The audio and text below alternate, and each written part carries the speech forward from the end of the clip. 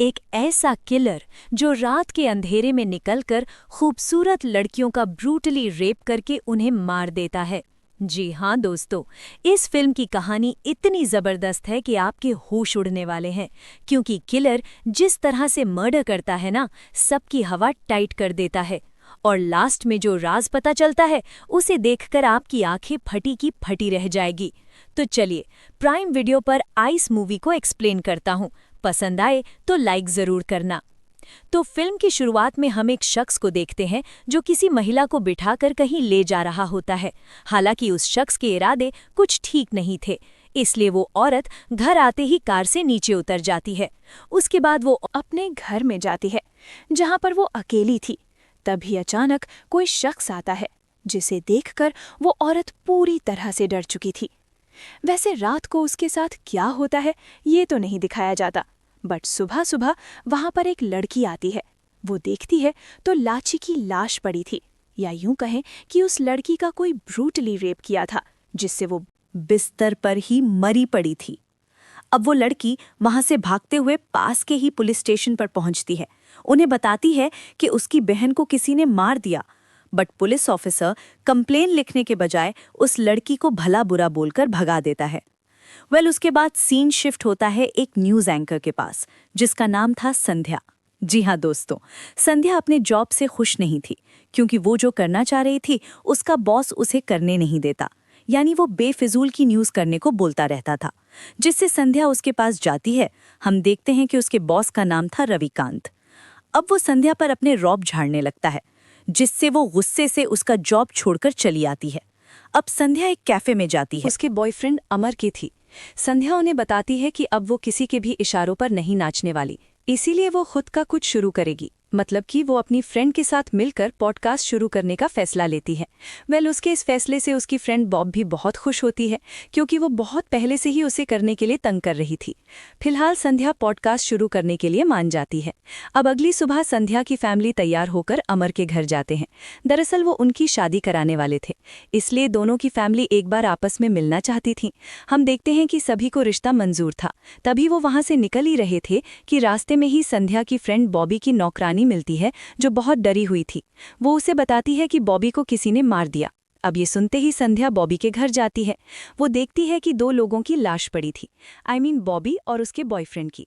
तभी वहां पर इस केस की इन्वेस्टिगेशन करने के लिए एक ऑफिसर आता है, जिसका नाम था राजीव, जिससे पता चलता है कि लड़की का किसी ने ब्रूटली रेप किया और फिर उसके बाद उसे मार दिया। यानी ये दृश्य इतना भयानक था कि सभी की रूह कांप जाती है। वहीं संध्या अपनी फ्रेंड के मरने की वजह से काफ़ी ज़्यादा दुखी थी। वो उसे याद करके रो रही होती है। वहीं पुलिस को मालूम पड़ता है कि मीडिया वाले उनकी बुराई कर रहे हैं, तो राजीव उनके पास जाता है और उन्हें अच्छे से समझाता है कि वो केस पर काम कर रहे हैं, अभी कुछ गलत सलत ना बोलें। इसी बीच संध्या बार बार पुलिस स्टेशन के चक्कर काट रही थी। दरअसल वो ये देखना चाह रही थी कि पुलिस वाले इस केस को ठीक से जांच कर रहे हैं या नहीं। अब संध्या को पता चलता है कि कोई भी इस मामले को सीरियस नहीं ले रहा था, यहाँ तक कि पुलिस भी इसे हल्के में लेकर केस की इन्वेस्टिगेशन बंद करना चाहती थी। पर संध्या की फ्रेंड मरी थी, तो इसलिए संध्या रुकने वाली नहीं थी। वो अपने बॉस के पास पहुंचती है। उसका बॉस उसे एक बार फिर से जॉब ज्वाइन करने को बोलता है, पर संध्या उसे मना करती है, क्योंकि उसका कहना था कि वो किसी भी न्यूज़ को गलत तरीके से बताते हैं, यानी सिर्फ टीआरपी बढ़ाने के लिए अपनी तरफ से खबर में मसाले डालते हैं, ताकि ये न्यूज़ और वायरल हो। तो इसी वजह से संध्या उसे बताती है कि वो खुद का पॉडकास्ट शुरू करेगी, जिसके द्वारा वो शहर में हो रहे क्राइम की असली सच्चाई बताएगी। अब संध्या अपने घर आती है और पॉडकास्ट शुरू करने की तैयारी करती है। संध्या सबसे पहले चोरी छुपे उस क्राइम सीन पर पहुंचती है और वहां ऑब्जर्व करती है कि किस तरह मर्डर हुआ होगा। संध्या को पता चलता है कि उसकी फ्रेंड एक चेन पहनती थी, जो उस समय उसके गले से गायब था, जिसका मतलब है कि किलर ने उसकी चेन छीन ली थी। अब इस बारे में वो पुलिस ऑफिसर को बताती है। राजीव कहता है कि चेन तो गायब है, पर सोचने वाली बात यह है कि घर में और भी कीमती चीजें थी। किलर ने उन्हें क्यों नहीं लिया, जबकि वो बहुत सारी चीजें चुरा सकता था, बट उसने ऐसा नहीं किया। इसका मतलब कि वो चोरी के इरादे से नहीं आया होगा, यानी ये वेल प्लान्ड मर्डर है। राजीव संध्या को एक फुटप्रिंट दिखाता है, जिसे देखते ही संध्या को याद आता है कि ऐसा शूज बॉबी के वॉचमैन के पैरों में देखा था, जिसे उनको शक वॉचमैन पर हो जाता है। अब वॉचमैन का नाम था जोगू। हम देखते हैं कि राजीव अपने साथी ऑफिसर के साथ उसका पीछा करता है। वॉचमैन उन्हें देखते ही भागना शुरू करता है, पर थोड़ी देर तक पीछा करने के बाद वो उसे पकड़ लेते हैं। वहीं संध्या अपने पॉडकास्ट के जरिए सबको सच्चाई बता रही थी। तभी फिलहाल यहाँ पर जोगलू को ही असली किलर मानकर केस को बंद कर दिया जाता है। जैसा कि ये सब संध्या की वजह से हो पाया था, इसीलिए उसका पॉडकास्ट चैनल खूब वायरल होता है। और तो और सभी उसकी खूब तारीफ करते हैं कि किलर को संध्या ने ही पकड़वाया है। बट एक दिन वॉचमैन की फैमिली संध्या के पास आती है, उसे बहुत भला बुरा बोलती है। उनका कहना था कि उसके पति ने तो सिर्फ चैन चुराई थी और इसकी इतनी बड़ी सजा कि उसे ही असली किलर बना दिया। अब ये सुनते ही संध्या को बहुत बुरा फील होता है। वो सोच में पड़ जाती है कि उसकी वजह से एक निर्दोष फंस चुका है। तभी उसी राह संध्या को एक मिस्टीरियस कॉल आता है, या यूँ कहें कि वही किलर जो लड़कियों का ब्रूटली रेप करता और फिर उन्हें मार देता। तो यहाँ पर किलर संध्या को बताता है कि उसने पॉडकास्ट के जरिए जो कहानी सुनाई थी वो बहुत अच्छी थी, बट सच होती तो और मजा आ जाता। किलर संध्या को बताता है कि वो एक रात फिर से एक मर्डर करने वाला है, उसे वो मौका दे रहा है, अगर पकड़ना है तो पकड़ सकती है। ये सुनने के बाद संध्या पूरी तरह से शॉक थी। वो सबसे पहले पुलिस स्टेशन पहुंचती है और वहां पर वो राजीव को रिकॉर्डिंग सुनाती है, जिससे राजीव उस किलर की लोकेशन को ट्रैक करके निकल पड़ता है। थोड़ी ही देर में वो उस लोकेशन पर तो पहुंचते हैं, तभी उन्हें पता चलता है कि किलर ने जो फोन यूज किया था ना, वो किसी बूढ़ी औरत का था, जबकि उस औरत को ठीक से दिखाई भी नहीं देता, इसीलिए वो उस शख्स को देख नहीं पाई। अब राजीव को समझ आ चुका था कि ये किलर इतनी आसानी से तो नहीं पकड़ा जाने वाला, क्योंकि ये बहुत शातिर है। वहीं दूसरी तरफ संध्या को एक वाणी नाम की औरत का कॉल आता है, जो उसे बताती है कि जैसा उसके दोस्त के साथ हुआ है वैसा ही कुछ साल पहले उसके साथ भी हुआ था। ये जानने के बाद संध्या उस औरत से मिलने उसके घर पहुंचती है। अब वहां उससे मुलाकात करते हैं तो यहाँ पता चलता है कि वाणी उस रात अपने छोटे से बच्चे के साथ अकेली थी। तभी रात को एक अनजान शख्स उसके घर में एंटर करता है, जिसके चेहरे पर मास्क लगा हुआ था। किलर वाहिनी के साथ गलत काम करता है। उसके बाद वो उसे मारने ही वाला था कि उसके बेटे की आवाज सुनकर किलर उसे छोड़कर चला जाता है। वहीं जब ये बात वाणी अपने पति को बताती है तो उसका पति उस वजह से उसे छोड़ दिया था। अब वाणी से ये भी पता चलता है कि उस समय सिर्फ वाणी के साथ ही ऐसा नहीं हुआ था, बल्कि कई लड़कियां थीं जिनके साथ किलर ने ऐसा ही किया था, बट पुलिस ने उनकी कोई मदद नहीं करी थी। फिलहाल संध्या यहीं पर एक कमरा लेकर रुक जाती है, क्योंकि इस डिस्ट्रिक्ट में कई सारी घटनाएं हुई थीं, इसलिए संध्या राजीव को कॉल करके एक हेल्प मांगती है। दरअसल उसे गोदावरी डिस्ट्रिक्ट के पिछले 20 साल में जितने भी रेप और मर्डर हुए थे ना, उसकी फाइल चाहिए थी। तो संध्या के कहने पर राजीव अपने दोस्त की मदद से उसे वो फाइल दे देता है। अब संध्या वहां छानबीन करना शुरू कर देती है। तभी उसे उन 2 लड़कियों के केस के बारे में पता चलता है, जिनका नाम था रानी और लच्छी, बट रानी कहीं चली गई थी। वहीं इसी बीच उसे एक और केस के बारे में पता चलता है, जिससे वो ललिता नाम की औरत से मिलने जाती है, बट वो उसे बताने से मना कर देती है। उसके बाद उस औरत का मामा संध्या से मिलता है और ललिता के साथ जो भी कुछ हुआ था वो सारी बातें बताता है। उसका कहना था कि जिसके साथ भी ऐसा कुछ हुआ है वो किसी को भी बताना नहीं चाहती, क्योंकि वो सोचते हैं कि उनके बारे में कोई भी ना जाने। उसके बाद रात को ही संध्या अपने कमरे में बैठी हुई वो केस के बारे में सोच ही रही थी कि इतने में उसकी खिड़की पर कोई पत्थर मारता है। ये देखकर संध्या जब बाहर की तरफ देखती है तो उसे एक शख्स दिखाई देता है, जिसके चेहरे पर मास्क लगा हुआ था। उसके बाद संध्या अपने घर वापस आती है और पॉडकास्ट के जरिए लोगों को एक सच्चाई बताती है। जी हाँ दोस्तों, वही सच्चाई जिसे उसने छानबीन करके जाना था। यहाँ पर वो ललिता नाम की औरत के केस के बारे में बताती है। उसका कहना था कि करीब 20 साल पहले की बात है। उस रात दिवाली थी, ललिता घर में अकेली थी। तभी एक शख्स वहां आता है। वो ललिता को पकड़कर घसीटकर बाहर की तरफ ले जाता है। इतने में वहां उसका पति राजेश भी आ जाता। राजेश कुछ करता उससे पहले किलर उसको भाले से मार देता है और उसके गले में एक घंटी बांध देता है। वहीं रही बात ललिता की, तो वो उसका रेप करता है और फिर उसके बालों में गजरा लगाकर चला जाता है।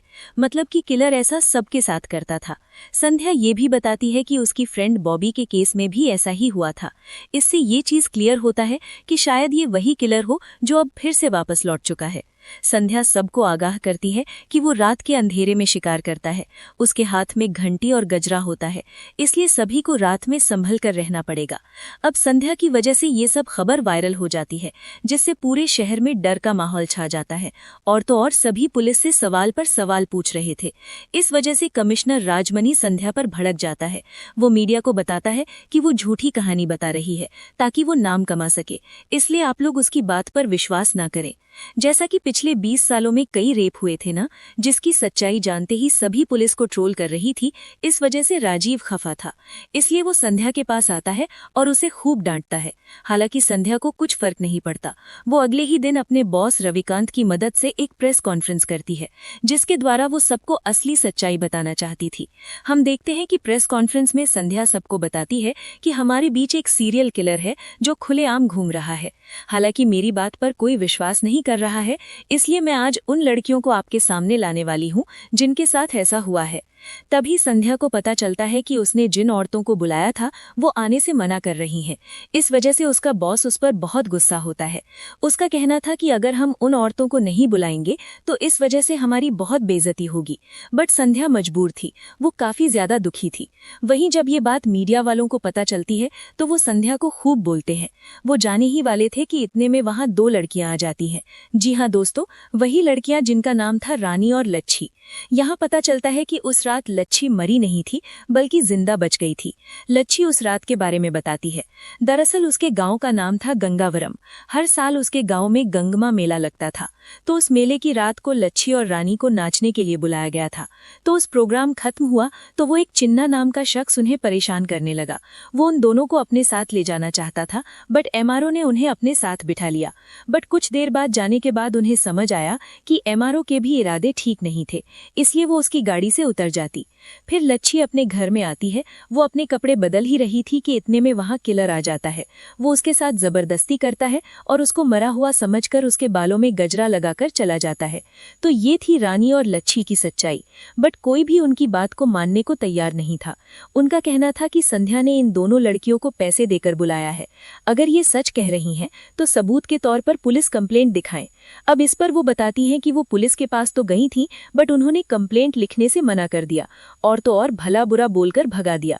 अब ये चीज निकलकर सामने आती है कि उस दिन उनको मना करने वाला ऑफिसर कोई और नहीं बल्कि आज का डीआईजी है, जिसका नाम था राजमणि। ये सुनते ही सभी हैरान थे कि डीआईजी ऐसा कैसे कर सकते हैं। इतने में संध्या के फोन पर एक लोकेशन आता है। अब संध्या वहां से निकलकर उस लोकेशन पर पहुंचती है, जहां देखती है कि एक और कपल का मर्डर हो चुका था और ये भी मर्डर उसी पैटर्न में हुआ था। जैसा कि इस केस में डीआईजी राजमणि के नाम का भी खुलासा किया जा रहा था, इसलिए डीआईजी को कुछ दिन के लिए लीव पर भेज दिया जाता है और उसकी जगह एक आनंदिता नाम की ऑफिसर को बुलाया जाता है। हम देखते हैं कि आनंदिता आते ही अपनी टीम को बहुत बोलती है। उसका कहना था कि अभी तक इस केस में जितनी भी जानकारी मिली थी वो पर्याप्त नहीं है, इसलिए उन्हें अच्छे से काम करना पड़ेगा। इसी के साथ वो संध्या के रिसर्च को भी जब्त कर लेती है। संध्या इस चीज से बहुत नाराज थी, बट उसका कहना था कि उसे भी इस केस में शामिल कर लिया जाए। हालांकि आनंदिता उसे शामिल नहीं करना चाहती थी, बट संध्या के पास हर केस के बारे में जानकारी थी, इसलिए वो उसे अपनी टीम में शामिल कर लेती है। उसके बाद आनंदिता राजमणि से मिलने जाती है। वो उसे पूछती है कि आखिर लच्छी वाले केस से उसका क्या संबंध है। अब राजमणि उसे बताता है कि उस समय इलेक्शन होने वाला था, जिससे सिचुएशन ज्यादा गंभीर थी, इसीलिए ऊपर से प्रेशर था कि ये केस ना लिया जाए, नहीं तो एमएलए की बेइज्जती होती। इसी वजह से उसने एक केस लेने से इनकार कर दिया था। अब ये सब बताने के बाद राजमणि संध्या से मिलता है, उसे धमकाता है कि उसकी ही वजह से उसका नाम आया है, इसलिए वो संभल कर रहे। वहीं साथ में ही वो उसके बॉयफ्रेंड के बारे में बात करता है, जो उसके दोस्त का बेटा था। वहीं दूसरी तरफ हम चिन्ना को देखते हैं, जो कुछ लोगों को पीट रहा होता है। उसी समय उसे राजमणि का कॉल आता है। राजमणि उसे बताता है कि केस की छानबीन में उसका नाम आ चुका है और कहीं उसका भी नाम सामने ना आ जाए, इसलिए कुछ करें। अब चिन्ना कहता है कि वो